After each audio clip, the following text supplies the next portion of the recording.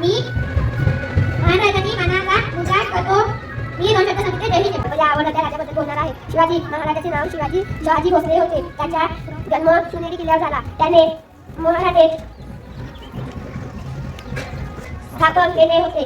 ते नेहमी स्त्रियांचा आदर करत असत. महाराज खूप शूर होते. मला शिवाजी महाराजांसारखे व्हायला आवडेल. जय भवानी जय शिवाजी. नमस्कार, माझे नाव मनाली आहे. एका अशा महाराजाची घटना करण्यासाठी जमलो आहोत ज्यांनी आपल्याला